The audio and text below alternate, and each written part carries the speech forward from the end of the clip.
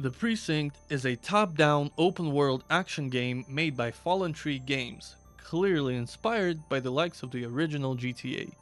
The game puts you in a role of a police officer motivated to bring justice to the city of Averno, fueled by the mysterious passing of his father who was an officer in the same precinct. The game takes place in the best possible setting, which is of course the 80s. So if you happen to be a fan of them gimmicky 80s cop shows like Miami Vice, then there is no better option for you vibe-wise than the Precinct. The developers mainly capture the 80s vibe with the neon lit streets that you will be roaming through, the corny ass dialogue, Yes, ma'am. Time to pound pavement. Come on, Rook. Let's go for a drive. and of course the soundtrack. The number of compositions in the game is very limited, but God knows I have every single one of the songs downloaded.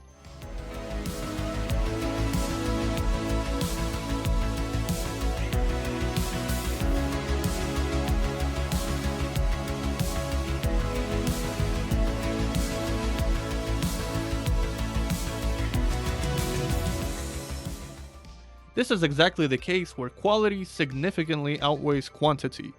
If you are a fan of Miami Vice, you will be constantly reminded of the iconic Crockett driving scene from the show as you roam around. Okay, vibe-wise 10 out of 10, but is it fun to play? Let's see. As the game methodically introduces you to its gameplay loop, you will gradually learn how to handle all types of crimes, from issuing parking tickets all the way to stopping a fully fledged bank robbery. Every single crime requires its own way of handling with appropriate use of force. The game will not allow you to shoot your way through every crime like you would as a real-life American police officer. You see someone litter, approach them, check ID, issue a fine, you're good to go. Someone is being mugged? Okay, you can now kick the shit out of them. Still, no use of lethal force, tempting as it is. And of course, if someone is clearly putting other people's lives in danger, lethal force is permitted. Matter of fact, the game gives you a handbook detailing the appropriate approach to every crime. I read it for about 3 seconds or so and gave up. That is also when I realized that I accidentally roleplayed a real-life cop, but that's besides the point. The point is the fact that I was still able to play the game no issue, and that's the thing. Although the in-game mechanics are fairly deep, they are remarkably intuitive and comfortable to manage. On top of the fact that you are able to choose the level of depth that you want to engage the game with. Let's say you witness a murder. You can just run up to the perpetrator, arrest them, ask your partner to handle them, and call an escort unit to transport them to the precinct. Or you can go full autistic mode, run over to the murderer, arrest them, read rights, check ID, search them, fill out the paperwork listing all the crimes they are being arrested for, put them in your car, drive to the precinct, book them at the desk, you are done. Whatever approach you choose, all are valid.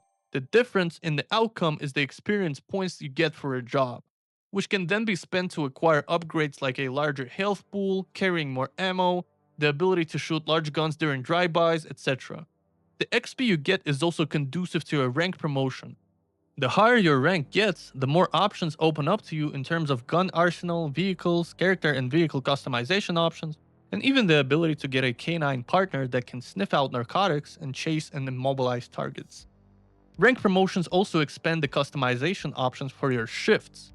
Your shift is what essentially determines your gameplay for the in-game day. Here's how it works. The core gameplay loop revolves around in-game days. You start every single day by sitting at your desk and choosing what kind of shift you want to have. By default, you are presented with several set options the game offers you. But you can also make a custom shift by choosing whether you want it to be an on-foot or vehicular patrol, a helicopter, a tow truck, etc. You can choose your area of patrol, starting and ending times, as well as which crimes to focus on like gang disputes, nightlife, or drug control. The game is the furthest from being strict though. So no matter how you customize your shift, you are free to go wherever you want, do whatever you want, respond to any calls you like. Doing things exactly by the book is rewarded with a better XP gain, but that's it. Essentially, this game is a sandbox, and you just happen to play a cop role in it. And obviously an approach like that is far from representing real-life police work where discipline and structure is key. But that's not the point of the game. It is clearly trying to go for a light-hearted feel with the way it's structured. It feels like a gimmicky 80s cop show, and I have absolutely no problem with that. Let's talk about your options in terms of apprehending the culprits, starting with non-lethal options. You have a baton that you can attack and block with, pretty straightforward. You have a taser to stun enemies, giving you the ability to apprehend them easier. You can tackle them when chasing, which looks really goofy with its exaggerated ragdoll. What's interesting is that you are able to wrestle your opponents into handcuffing them at any point during the fight. However, if you try to do it without loosening them up first, then expect to rape the shit out of the QTE button if you want to succeed. You can engage in shootouts. You have a solid gun arsenal at your disposal. The shooting itself, though, doesn't feel like anything special. It's pretty boring, to be fair. The best approach for a shootout 99% of the time is staying in cover and peeking out to shoot until the fight is over. The overall feeling it gives is pretty anticlimactic. The game doesn't introduce anything unique in terms of its shooting mechanics. It is as basic as it can be. However, vehicular chases is a different story. Unlike shooting, it's fun. The driving has an entertaining arcadey feel on top of the fact that the developers put a lot of work into making the environment destructible. Pretty much, if you think it can be destroyed, you are probably right. If you are able to stick close to your target during the chase, you will see blue bars filling up at the top of the screen. When filled up enough, you will be able to call for backup, whether it be a police vehicle, spike strips, a helicopter, etc. The driving, destructibility, backup, and of course the music, in combination make for a very engaging chase every single time. Like I said, the game is a sandbox. However, it features a story and scripted missions related to that, which are mediocre at best. Every single time I went out on a story mission, I couldn't help but think about rushing through it as quickly as I can and get back to the sandbox. So I'm glad that it takes a relatively short time to beat the story. The only fun part about the storyline, to no surprise, are the elements implemented in the sandbox part, which are related to investigating two of the major gangs in the city. The storyline is as basic as they come, which really gave me an impression that it's just there to be there. There is an independent investigation side story. Sounds good on paper, but really you are not investigating anything. You simply drive up to the scene, collect a couple clues which takes about 6-7 seconds to find, and discuss them with your colleagues.